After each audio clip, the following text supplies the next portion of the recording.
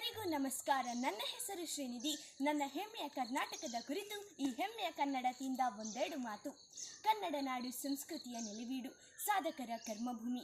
ನಾಡು ನುಡಿ ಸಂಸ್ಕೃತಿಗಳಿಗಾಗಿ ಸರ್ವಸ್ವದೊಂದಿಗೆ ಜೀವವನ್ನು ತೆತ್ತವರ ಮಣ್ಣಿದು. ಭೌಗೋಳಿಕವಾಗಿ ಇಲ್ಲಿನ ಸಾಂಸ್ಕೃತಿಕ ಶ್ರೀಮಂತಿಕೆಗೆ, ಕಲಾವಂತಿಕೆಗೆ ಹಲವು ಮಜಲುಗಳು, ಕವಲುಗಳು. ಸಂಸ್ಕೃತಿ ಕಲೆಗಳ ಸುಗಂಧವನ್ನು ಬೀರುವ ವರಕರ್ಪೂರ ಕವಳದ ತಟ್ಟೆ ಇದು. ಕನ್ನಡಾಂಬೆ ಭಾರತಾಂಬೆಯ ಮಗಳು.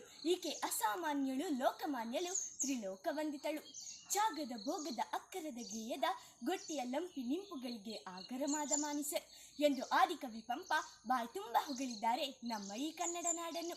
ಕನ್ನಡ ನಾಡಿನಲ್ಲಿ ಕಸ್ತೂರಿಯ ಕಂಪು, ಚಂದನದ ತಂಪು, ಕಾವೇರಿಯ ಸಿಂಚನ ಎಲ್ಲವೂ ಇದೆ.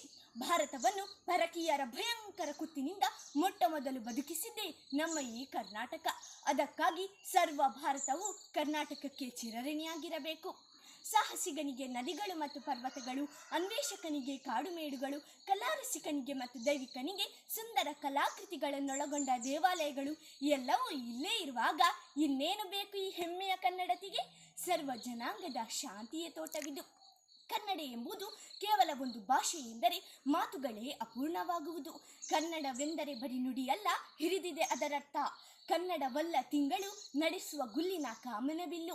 ರವಿಶಶಿ ತಾರೆಯ ನಿತ್ಯೋತ್ಸವದು ಸರಸ್ವತಿ ವೀಣೆಯ ಸೊಲ್ಲು. ಕನ್ನಡವು ಸುಲಿದ ಬಾಳೆಯ ಹಣ್ಣಿನಂದದಿ, ಕಳೆದ ಸಿಗುರಿನ ಕಬ್ಬಿನಂದದಿ, ಅಳಿದ ಉಷ್ಣದ ಹಾಲಿನಂದದಿ ಸುಲಲಿತವಾಗಿರ್ಪುದು. ನವೆಂಬರ್ 1, 1956 ಕರ್ನಾಟಕ ಇತಿಹಾಸದಲ್ಲಿ ಮಹತ್ವದ ದಿನ. ಕನ್ನಡ ಮಾತನಾಡುವ ಭಾಷಿಕರನ್ನೆಲ್ಲ ಒಂದುಗೂಡಿಸಿ, ಹರಿದು ಹಂಚಿ ಹೋಗಿದ್ದ ಭೂಭಾಗಗಳನ್ನೆಲ್ಲ ಒಂದುಗೂಡಿಸಿ ಕನ್ನಡ ನಾಡನ್ನು ಕಟ್ಟಿದ ದಿನ. ಆದ್ದರಿಂದ ನಾವು ನವೆಂಬರ್ 1ರಂದು ಕನ್ನಡ ರಾಜ್ಯೋತ್ಸವವನ್ನು ಆಚರಿಸುತ್ತೇವೆ.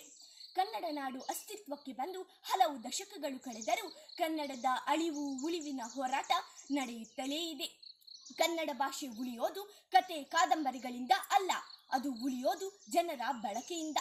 ಮಾಹಿತಿ ತಂತ್ರಜ್ಞಾನ ಕ್ಷೇತ್ರದಲ್ಲಿ ಕನ್ನಡವನ್ನು ಬಲಿಷ್ಠವಾಗಿ ಬೆಳೆಸಲು ಸಾಧ್ಯವಾಗದಿದ್ದರೆ ಕನ್ನಡ ಭಾಷೆ ಉಳಿಯೋದೇ ಇಲ್ಲ ಎಂಬ ಕೆಪಿ ಪೂರ್ಣಚಂದ್ರ ತೇಜಸ್ವಿಯವರ ಮಾತು ಕನ್ನಡಿಗರಿಗೆ ಇನ್ನೂ ಕೇಳಿಸಲಿಲ್ಲವೇ?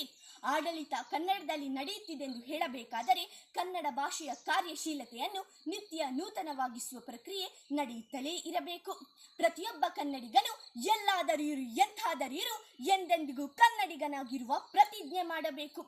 ಇಂದು ಮಕ್ಕಳು 10ನೇ ತರಗತಿ ಉತ್ತೀರ್ಣರಾದರೆ ಸಾಕು, ಕನ್ನಡ ಮಾಯವಾಗಿ ಸಂಪೂರ್ಣವಾಗಿ ಆಂಗ್ಲ ಭಾಷೆ ಅವರನ್ನು ಆವರಿಸಿಬಿಡುತ್ತದೆ. ಇದರ ಬದಲಾಗಿ ಉನ್ನತ ಮಟ್ಟದಲ್ಲಿ ನಡೆಯುವ ಪರೀಕ್ಷೆಗಳೆಲ್ಲವೂ ಕನ್ನಡಮಯವಾಗಬೇಕು. ಜನರು ಕನ್ನಡದ ಬಗೆಗಿನ ಕೀಳರಿಮೆ ತಾತ್ಸಾರ ಬಿಟ್ಟು ಕನ್ನಡ ಮಾತನಾಡಲು ಹೆಮ್ಮೆ ಪಡಬೇಕು. ಸತ್ತಂತಿಹ ಕನ್ನಡಿಗರನ್ನು ಬಡಿದೆಚ್ಚರಿಸಬೇಕು. ಕನ್ನಡವೇ ಸತ್ಯ, ಕನ್ನಡವೇ ನಿತ್ಯ. ಸಿರಿಗನ್ನಡಂ ಗೆಲ್ಗೆ, ಸಿರಿಗನ್ನಡಂ ಬಾಳ್ಗೆ. ಧನ್ಯವಾದಗಳು.